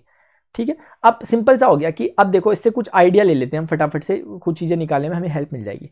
ठीक है, और ये आपको दिख रहा होगा कि QE यानी इलेक्ट्रिक फील्ड है। अगर हमने किसी चार्ज पार्टिकल को इलेक्ट्रिक फील्ड और मैग्नेटिक फील्ड दोनों में डाला तो इलेक्ट्रिक फील्ड फोर्स उस पर ये लगेगा और मैग्नेटिक फोर्स पे लगेगा। इन दोनों को कंबाइनली हम लॉरेंट्ज फोर्स कहते हैं। ठीक है ना, लॉरेंट्ज फोर्स यानी कि मैग्नेटिक और इलेक्ट्रिक फील्ड दोनों को जोड़ दिया। ठीक है, अब एक बार प्रैक्टिस अपनी यहाँ हो जाएगी, इस लॉ की प्रैक्टिस यहाँ पे हो जाएगी जब हम पढ़ेंगे force on a current carrying conductor in uniform magnetic field. किसी यूनिफॉर्म मैग्नेटिक फील्ड में हम किसी करंट कैरिंग कंडक्टर को डाल रहे हैं और हम देखेंगे कि उसके साथ क्या क्या होता है। देखो बहुत ईजी है, मैं आपको अलग से समझा देता हूँ, इधर देखना प्लीज, देखिएगा ध्यान से। हाँ देखो, ये आपके पास एक मैग्नेटिक फील्ड है, यही सब चीजें आपको आगे दिखेंगी स्लाइड में, लेकिन मैं ऐसे में करा लेता हूँ क्योंकि अलग से करवाने की खास जरूरत नहीं है, इसमें दिखा देता हूँ। ठीक है, ये देखो, ये मैग्नेटिक फील्ड है, मान लेते हैं इस तरह से मैग्नेटिक फील्ड लाइंस आपकी जा रही है। अच्छा, ये हमारा कोई एक करंट कैरिंग कंडक्टर है जो मैंने यहाँ पर रैंडमली रखा हुआ किसी सर्टेन एंगल पर। मान लेते हैं ये करंट कैरिंग कंडक्टर है। कंडक्टर थोड़ा सिलेंड्रिकल टाइप का शेप होता है, इसलिए मैं इसको थोड़ा जूम करके दिखा रहा हूँ, इसलिए थोड़ा सिलेंड्रिकल टाइप का मैंने इसे दिखा दिया, क्योंकि ऐसा ही होता है करंट कैरिंग कंडक्टर। मान लेते हैं इसमें करंट किसी डायरेक्शन में बह रहा है, मान लेते हैं कि करंट जो बह रहा है वो इस डायरेक्शन में करंट का डायरेक्शन है। मैंने जानबूझ के ऐसा माना है, अभी समझ में आएगा क्यों माना है ऐसा। अच्छा, करंट का डायरेक्शन ये है तो क्या आप समझ पा रहे हो कि इसमें इलेक्ट्रॉन का डायरेक्शन अपोजिट होगा? जी बिल्कुल सर। क्या मैं बोलूं कि यहां पर अगर एक इलेक्ट्रॉन मौजूद है तो इलेक्ट्रॉन यहां पर किसी वेलोसिटी से भाग रहा होगा, जिस वेलोसिटी से भागता है उसे हम ड्रिफ्ट वेलोसिटी कहते हैं। तो क्या मैं कह दूं कि VD और B के बीच में मान लेते हैं कोई सर्टेन एंगल है, लेट्स से थीटा एंगल है। अब मुझे निकालना है फोर्स क्या होगा। तो देखो, एक इलेक्ट्रॉन पर फोर्स कितना पड़ेगा। फोर्स अभी मैंने पढ़ा कि मैग्नेटिक फील्ड में कोई भी चार्ज आता है, इस बार चार्ज कौन है? इलेक्ट्रॉन है। ये Q की वैल्यू माइनस ही हो गई, V vector cross B vector, ये मैंने पीछे पढ़ा, ये होता है। यानी कि अगर मैं इसमें सॉल्व करने की कोशिश करूं तो ये तो है एक इलेक्ट्रॉन के कारण, V यहां पर कितना हो जाएगा? ड्रिफ्ट वेलोसिटी, क्योंकि इलेक्ट्रॉन VD वेलोसिटी से भाग रहा है। अब सवाल ये कि सर ये तो एक इलेक्ट्रॉन के कारण हुआ, ये नेट फोर्स थोड़े ना निकला, क्योंकि नेट फोर्स तो तब निकलेगा जब बहुत सारे इलेक्ट्रॉन, जितने इलेक्ट्रॉन मौजूद हैं वो सब भाग रहे होंगे, तो नेट फोर्स निकल पाएगा कि इस वायर पे कितना पड़ रहा होगा। कैलकुलेट कर लेते हैं बहुत जल्दी से। देखो, आप मुझे बताओ, अगर आपने करंट इलेक्ट्रिसिटी पढ़ा होगा, ऑब्वियसली आपने पढ़ा होना चाहिए क्योंकि वन शॉट्स वगैरह सब बनाए मैंने उसके अभी आपके लिए। तो अगर ये जो हमारे पास ये कंडक्टिंग वायर है, इसका एरिया क्रॉस सेक्शनल A है और इसका यहां से यहां तक का लेंथ L है, तो दोनों गिवन होते हैं, वायर का एरिया भी गिवन होता है, लेंथ भी गिवन होता है। तो कुल मिला के आपको याद होगा, हमने करंट इलेक्ट्रिसिटी में पढ़ा था एक टर्म स्मॉल n, इसे कहते थे नंबर डेंसिटी, यानी कि total number of electron per unit volume, ये हमने पढ़ा था। अब सवाल यह है कि अगर हमें निकालना है नंबर ऑफ इलेक्ट्रॉन कितने होते हैं, तो उसका आंसर होता है n × v, यानी जितने वॉल्यूम में आप लेना चाह रहे हो उतने वॉल्यूम को यहां पे पुट कर दो, उतने नंबर ऑफ इलेक्ट्रॉन कितने होंगे वो निकल जाएंगे। जैसे मैं चाह रहा हूं इस पूरे वॉल्यूम में कितने इलेक्ट्रॉन है, पूरा वॉल्यूम कितना होगा सर? A इसका क्रॉस सेक्शनल एरिया है, L इसकी लेंथ है, तो इसका A × L इसका वॉल्यूम हो जाएगा। तो मुझे समझ में आ गया कि टोटल नंबर ऑफ जो इलेक्ट्रॉन्स मौजूद है इसके अंदर वो इतने हैं। इसका मतलब मैं यहाँ पे electrons, total number of electron अगर इतने हैं, एक इलेक्ट्रॉन पे E चार्ज है, तो टोटल नंबर ऑफ इलेक्ट्रॉन पे कितना चार्ज होगा? N। बस मुझे अब n उसकी वैल्यू रखनी है, आप शायद समझ पा रहे होंगे। ठीक है, n की वैल्यू रख दूंगा NaLe। अब मैं नेगेटिव सबको हटा देता हूं फिलहाल के लिए, मैं सिंपल वैल्यू लिख रहा हूं। क्रॉस प्रोडक्ट कैसे होता है? VB sin थीटा, इन दोनों के बीच में एंगल थीटा था, बस हो गया। मैं नेट रिजल्ट निकाल रहा हूं, डायरेक्शन बाद में समझ लेंगे अलग से।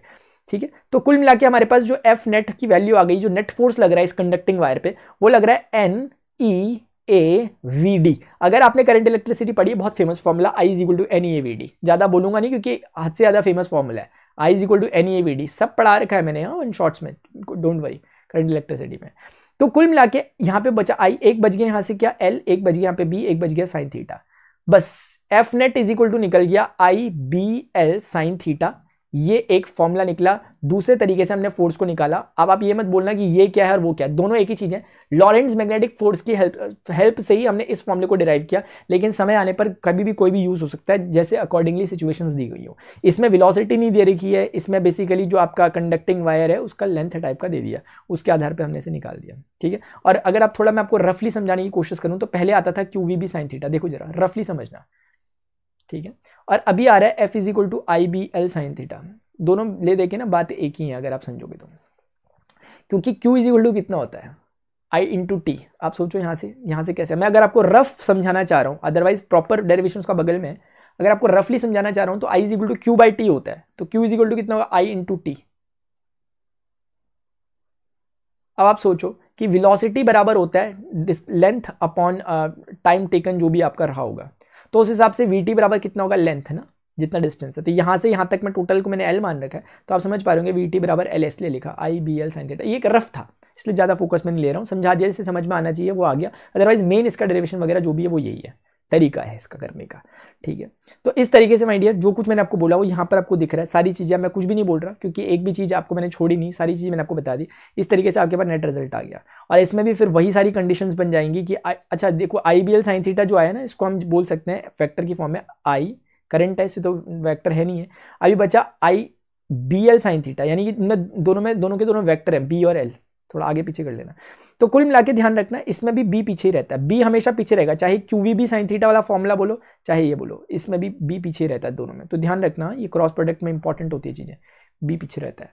अब हम आगे बढ़ते हैं नेक्स्ट टॉपिक की ओर। ये इसलिए पढ़ाया गया था क्योंकि हम एक अगला टॉपिक पढ़ सके कि forces between two parallel infinity long current carrying conductor. ये भी बहुत ईजी टॉपिक है, फटाफट से कवर करते हुए चलते हैं इसे आगे।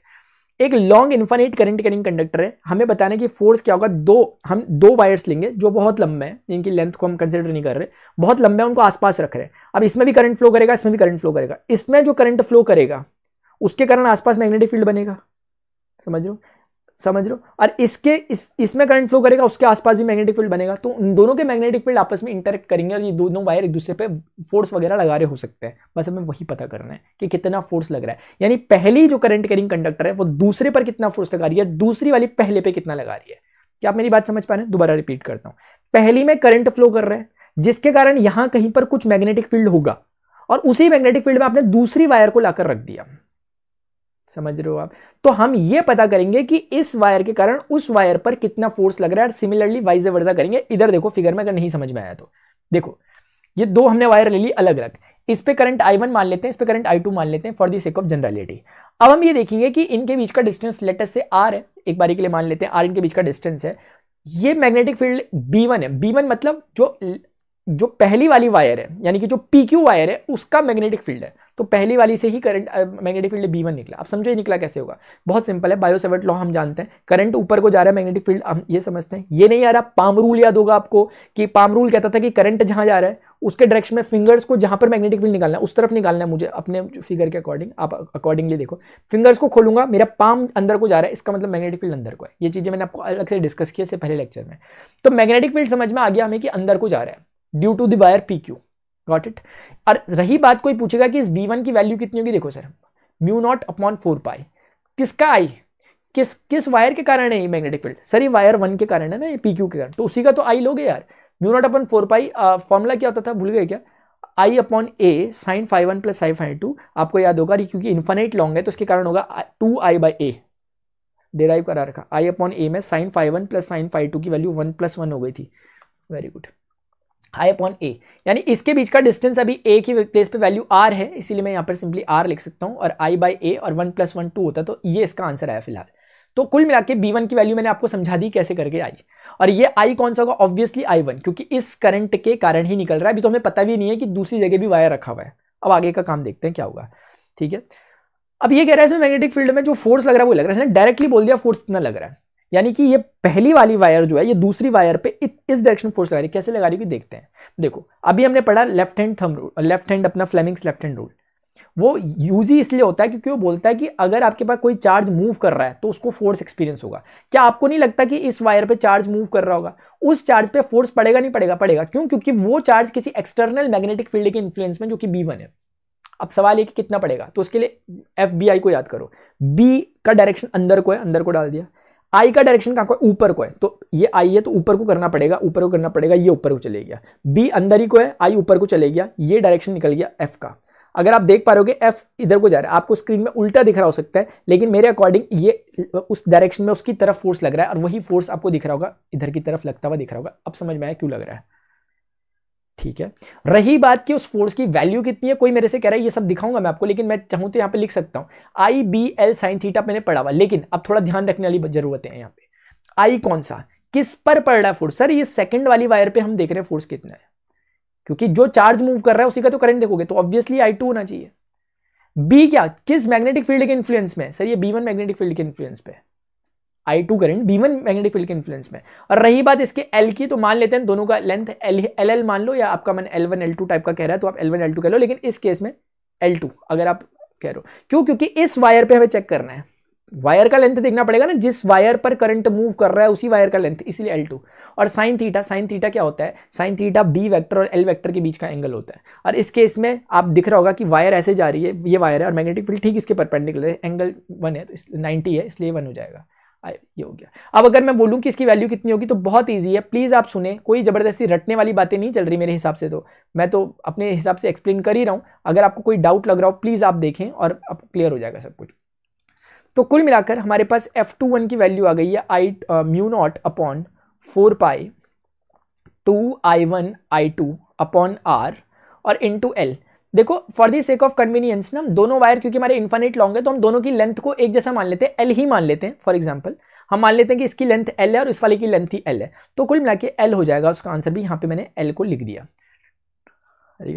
बस अब यही डेरिवेशन आपको बगल में यहाँ पर देखने को मिलेगा। जो जो मैंने बातें बोली वो सब आपको दिख रही हैं और ये ऐसे कर करके ले देके आपका रिजल्ट ही आ गया। ठीक है, अच्छा अब रुक जाओ। अब जो फोर्स इसने लगाया सेम अपोजिट काम यहां करो, इससे हमारी प्रैक्टिस भी हो जाएगी। ठीक है, करते आराम से, चिंता मत करो, आराम से कर रहे हैं, कोई जल्दीबाजी नहीं है किसी को। हो जाए टाइम यार, हो ही रहा है टाइम, क्या कर रहे हैं, लंबा बन ही रहा है वीडियो, मैं सोच के नहीं आता इतना लंबा हो जाएगा, लेकिन ऐसा ही होता है। दो ही काम हो सकते हैं, या तो मैं वीडियो बना लूँ या आपको समझ में ही आ जाए। ठीक है, अब देखो प्लीज ध्यान से समझो। अब हम देख रहे हैं कि PQ वायर में करंट मूव कर रहा है। अब करंट मूव कर रहा है नहीं, चार्ज मूव कर रहा है। चार्ज अगर मूव कर रहा है और वो मैग्नेटिक फील्ड के इन्फ्लुएंस में, इस पे मैग्नेटिक फील्ड पड़ रहा है, कहां से? बगल वाली वायर से।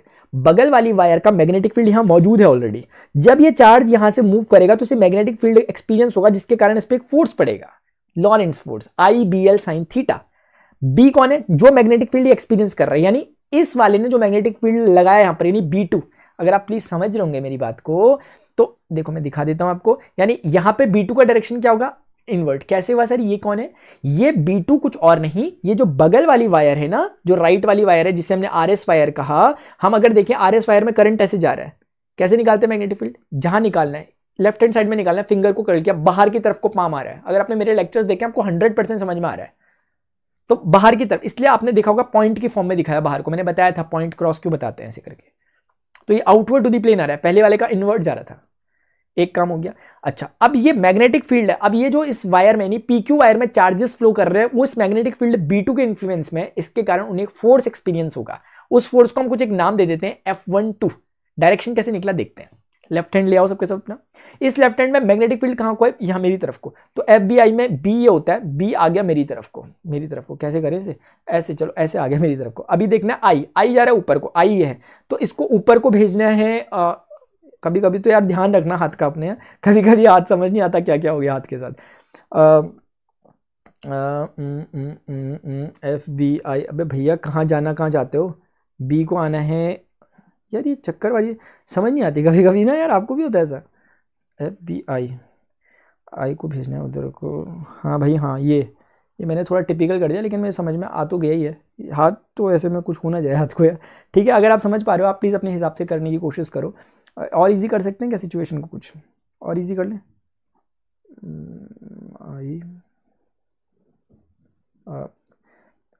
मैं तो इसमें काम वैसे हो चुका है, अगर आप समझ पा रहे होंगे तो B का डायरेक्शन जो है ना, B इधर को आना चाहिए, B इधर को आना चाहिए। मैं सोच रहा हूँ कि ईजी कैसे हो ये चीज़, इतना टिपिकल अगर आपको लगेगा तो आपको समझ आ पाएगा क्या?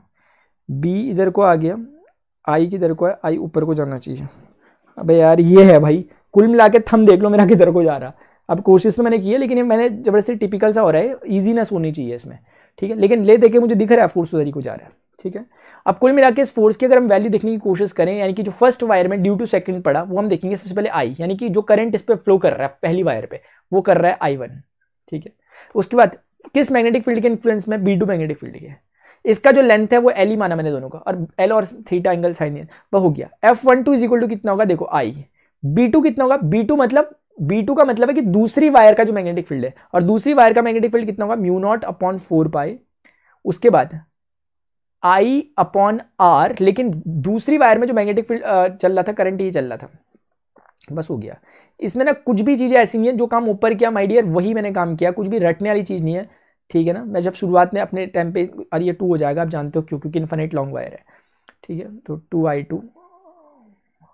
2I1 I2 upon R। दोनों केस में एक बात जो समझ में आ रही है आपको ये कि दोनों फोर्सेस का अमाउंट सेम है, बस मैं यही दिखाना चाह रहा इसमें। दोनों फोर्सेस का अमाउंट सेम है, इसका मतलब ये जितना फोर्स इस पे लगा रहा है वही उतना फोर्स पे लगा रहा है, यानी ये भी इसे अपनी तरफ खींच रहा है और वो भी उसे अपनी तरफ खींच रहा है, बस यही यहाँ पर हो रहा है। अब आप देख लो यही चीज़ यहाँ पर बताई गई है आपको, ठीक है। अब हम आते हैं नेक्स्ट केसेस में। नेक्स्ट केस क्या ले रहे हैं देखना जरा। नेक्स्ट केस ले रहे हैं कि मान लेते हैं दोनों वायर को हमने लाए और हमें दिख रहा है कि दोनों वायर एक दूसरे की तरफ खींचते हुए चले आ रहे हैं, क्योंकि दोनों के दोनों कॉन्ट्रैक्ट कर रहे हैं। वो उसको खींच रहा है, वो उसको इधर को खींच रहा है, वो उसको इधर को खींच रहा है, दोनों के दोनों क्लोज हो जाएंगे। जब ऐसी कंडीशन होगी कि दोनों में करंट फ्लो कर रहा है तो दोनों वायर एक दूसरे की तरफ क्लोज हो जाएंगे, ये कहने का मतलब हो रहा है इस केस में, ठीक है। लेकिन अगर हमने मान लिया अपोजिट कर दिया करंट को, इसमें ऊपर को इसमें नीचे को, तो आप समझो वो जो फ्लेमिंग्स लेफ्ट हैंड रूल से डायरेक्शन वगैरह निकालो मैग्नेटिक फील्ड के, आपको दिखेंगे इस तरह के डायरेक्शन आएंगे, जिसके कारण ये फोर्स यहाँ को, ये फोर्स यहाँ को। मैं समझा नहीं रहा हूँ इसे अभी, क्योंकि आप लेफ्ट हैंड रूल लगा के समझ जाओगे, कुल मिला के रिपेल करने लग जाएंगे। तो एक सिंपल से क्वेश्चन बन जाएंगे कि अगर करंट दोनों के सेम डायरेक्शन में जा रहे हैं तो उस समय मैग्नेटिक फील्ड के साथ क्या होगा, अपोजिट डायरेक्शन में जा रहे हैं तो नेट फोर्स के साथ क्या होगा। अगर अपोजिट डायरेक्शन में उनमें करंट फ्लो कर रहा है, एक में ऊपर एक में नीचे, तो वो दोनों के दोनों रिपेल टाइप का करेंगे। अगर दोनों में सेम डायरेक्शन में करंट है तो दोनों कॉन्ट्रैक्ट करेंगे, दोनों के दोनों अट्रैक्ट करेंगे। ये बात है, आई थिंक ये समझ में आ गई होगी, ठीक है। यहीं से डेफिनेशन ऑफ एम्पियर को निकाला जा सकता है, क्योंकि ना देखो हमने जो पीछे निकाला, अगर आप देखोगे फॉर्मूला दोनों टाइम में जो नेट फोर्स की वैल्यू आ रही है वो आ रही है mu not 4 2 I1 I2 upon are मतलब उनके बीच का डिस्टेंस इंटू एल। अगर मैं एल को इधर ले आऊँ तो आप समझ सकते हो कि ये निकल गया फोर्स पर यूनिट लेंथ, यानी उन वायर्स में फोर्स पर यूनिट लेंथ में कितना फोर्स निकल रहा है उसकी वैल्यू ये आ गई है। एक बारी के लिए अगर आप बोलो कि इफ I1 बराबर I2 है और बराबर 1 एम्पियर है, और इसी तरीके से R बराबर 1 मीटर है, अगर आपने कह दिया म्यू नॉट बाई 4 की वैल्यू 10⁻⁻7 होती ही है, तो इस समय आपके पास F बाई एल की वैल्यू कितनी आ रही है। देखो ये तो हो गया 10⁻⁻7 और ये हो गया ओनली 2, तो कुल मिला के इतनी वैल्यू आ रही है न्यूटन पर मीटर। अब इसका मतलब क्या हुआ, यहाँ से एम्पियर की डेफिनेशन हम निकाल सकते हैं, यानी 1 एम्पियर करंट किसे कहते हैं हम यहाँ से ऐसे डिफाइन कर पा रहे हैं कि दो वायर हैं जिनके बीच में डिस्टेंस 1 मीटर का है, इन दोनों में कुछ एक अमाउंट ऑफ करंट फ्लो कर रहा है, same amount of current, let's say I current flow कर रहा है, ठीक है। उस समय अगर इन दोनों के बीच में जो फोर्सेस की वैल्यू है, यानी कि जो फोर्सेस की वैल्यू है अगर 2 × 10⁻⁻7 न्यूटन पर मीटर का फोर्स लग रहा है पर यूनिट, तो समझ जाओ कि आई की वैल्यू 1 एम्पियर है। बस यही डेफिनेशन बोली गई है, ऊपर पे देखिए आप, यही बोला गया है, ठीक है। अब रही बात लास्ट बात यहाँ पर जो देखने को मिल रही है इससे रिलेटेड, ये जो मैंने आपको पीछे भी बताया था, अगर आप देखें दो करंट कैरिंग कंडक्टर ऐसे रखे हुए हैं, आप समझ सकते हैं कि थंब लाओ राइट हैंड वाला, इस तरह से एंटी क्लॉकवाइज डायरेक्शन में इसमें आपको दिख रहा होगा मैग्नेटिक फील्ड, ये एंटी क्लॉकवाइज डायरेक्शन में दिख रहा होगा। सिमिलरली इसमें भी एंटी क्लॉकवाइज डायरेक्शन में, यहाँ पर ये दोनों इंटरसेक्ट नहीं कर सकते, इस कारण ये ऐसे बन जाएगी मैग्नेटिक फील्ड। पीछे सॉलिनॉइड भी बताया था, और सेम काम यहाँ पर होगा, ठीक है। यानी कि जब आपका ऑपोजिट डायरेक्शन में करंट फ्लो कर रहा है तो उस समय समझ जाओ कि आपको यहाँ पर किस तरह का मैग्नेटिक फील्ड दिखेगा, यानी कि देख सकते हो आप, वो पीछे भी दिखाया भी कि इस समय रिपेल वाली कंडीशन है, ये वाली अट्रैक्ट वाली कंडीशन है, ठीक है ना। तो ये दो चीज़ें थी, ठीक है। एक torque experience by a current loop